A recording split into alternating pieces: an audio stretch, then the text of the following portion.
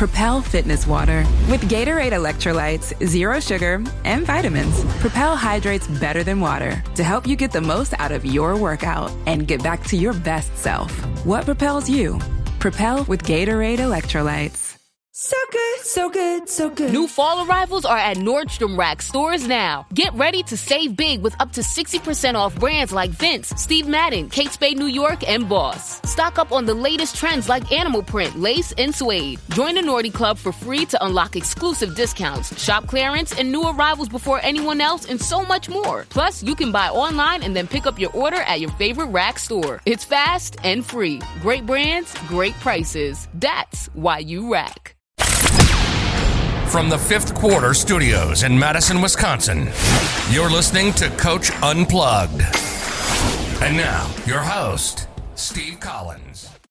Hey, everybody. Welcome to Coach Unplugged. So excited you decided to join us. Before we jump in today and talk about today's topic, I'd like to give a big shout out to our two sponsors. First of all, Dr. Dish, the number one shooting machine on the market, bar none. We're excited they have signed on for another year of sponsorship. We believe in their product. Mention Coach Unplugged, mention any of our podcasts, mention Coach Collins, and you'll get $450 off. It is the best shoe machine on the market, bar none. Also, go over and check out teachhoops.com for coaches who want to get better. A lot of different updates and price changes and some interesting things on the horizon for next week. Something that I think that will change your coaching forever. So just kind of listen and tune in for that.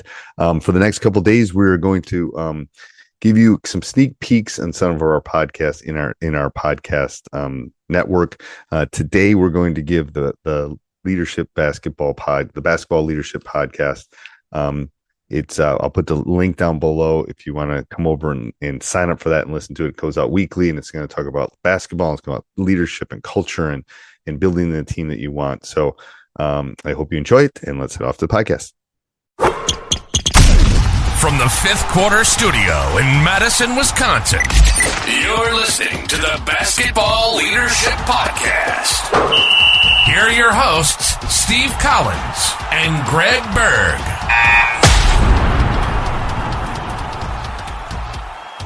Hey, Coach. Welcome to the Basketball Leadership Podcast. I'm so excited you decided to join us. Before we jump in, I'd just like to give a big shout out. First of all, to Coach Berg's site. He was so nice and kind of jumping in and doing this podcast with me. It's gberge.gumroad.com.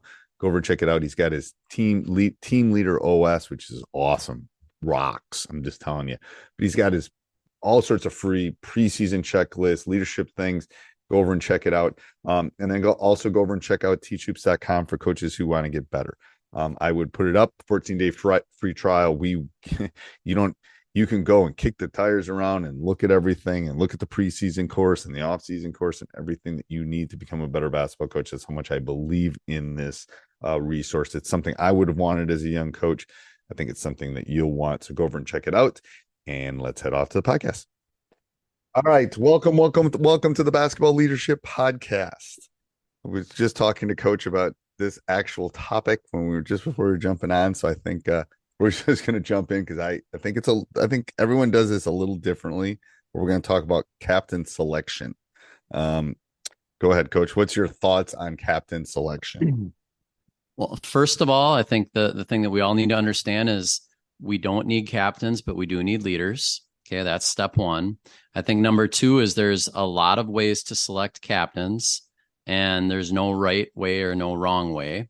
But there are some wrong ways, I think, to do it. And so I'm gonna go through a couple of, I guess, what do you think the most common way? Because in my work with Jeff Jansen, we got some data and some stuff on this. What's the most common way do you think that teams pick captains? They sit in a room, they vote, and the person that gets the most votes becomes the captain. Yep. I think that's like 32% of the time or something. That's the way it's done. And there's some pros to that, but there's also a lot of cons to that. And then number two popularity contest. Yep. And number two would be coach selects. Yep. And that is number two. And those are the two most common. And the positive with the coach selection is, as a coach, you think you get who you want. The negative is, just because you think they're a good captain or leader doesn't mean they have any influence or have the voice of the rest of their team or their teammates. And that can be a disaster when we pick someone to have a title and a leadership role that the kids don't even view someone that, they respect in some regard. And that just creates a lot of negatives. So, those are the two most common. There's other things. Another one that I'm not a huge fan of, but some do, is a seniority. So seniors are captains. They just assign. Oh, really? Yes. That's the third most common, is seniors are captains. And I think you can imagine the challenge that's going to have, where in my mind, you create entitlement.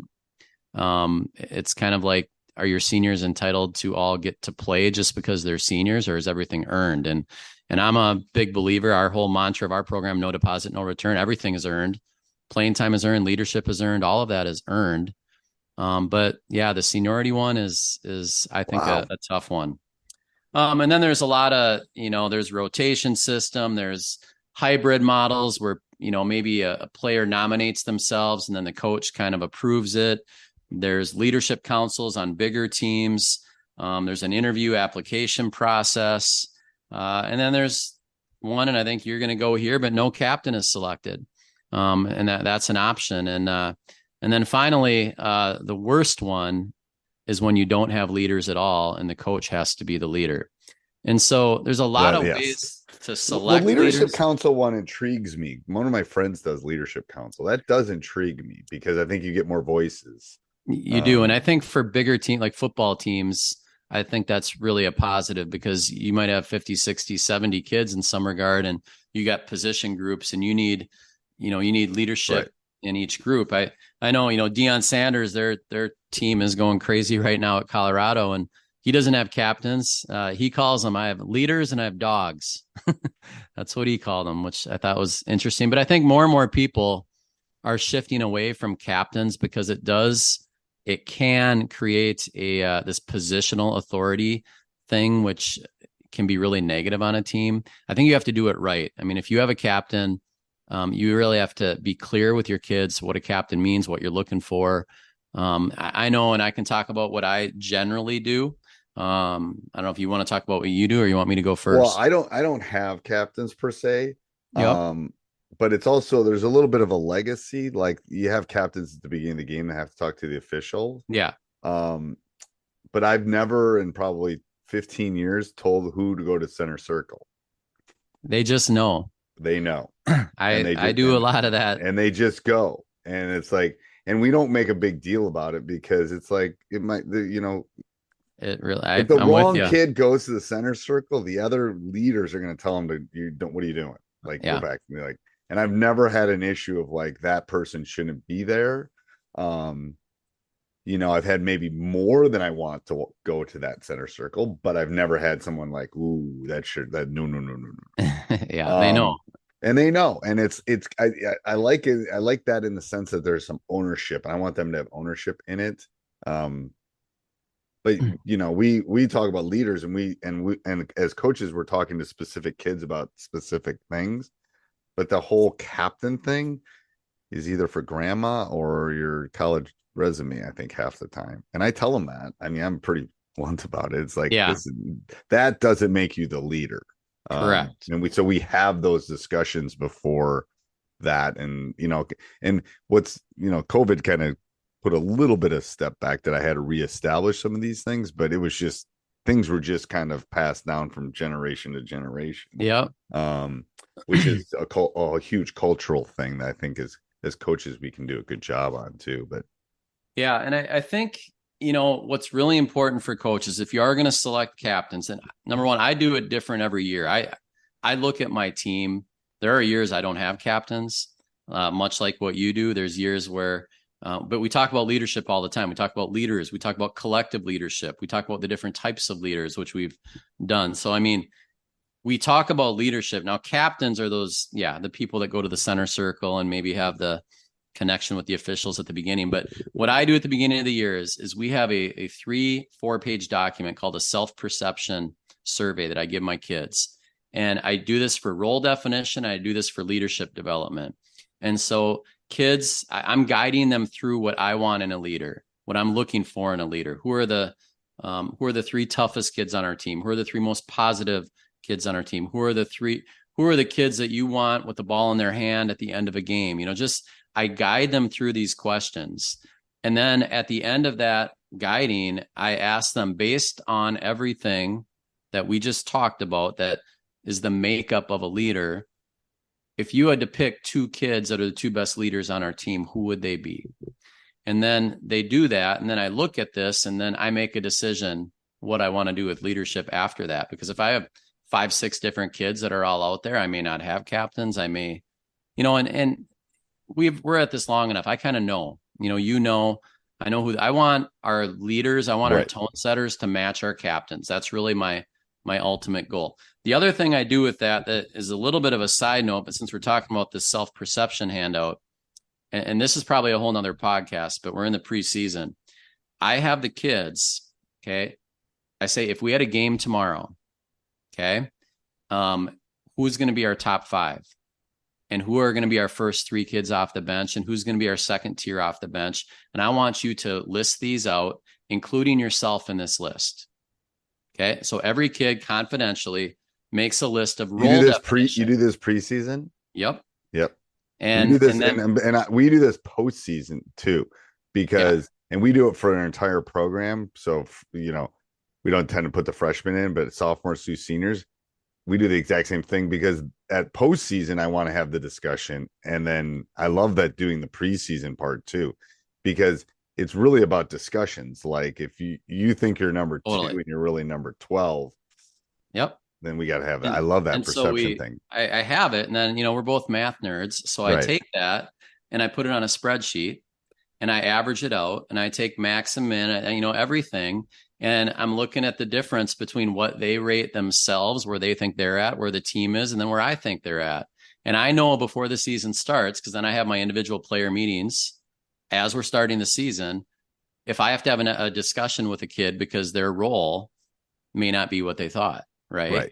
And I always preface it, things change, roles change, but this is right now. If we had a game tomorrow, where would we be? And then where do you want to be? Where can you be? What are your goals? So when do you do that in the preseason? When do you do that in the preseason? I do it at our preseason meeting, which is when we get together before the first practice, usually the Thursday before the first practice.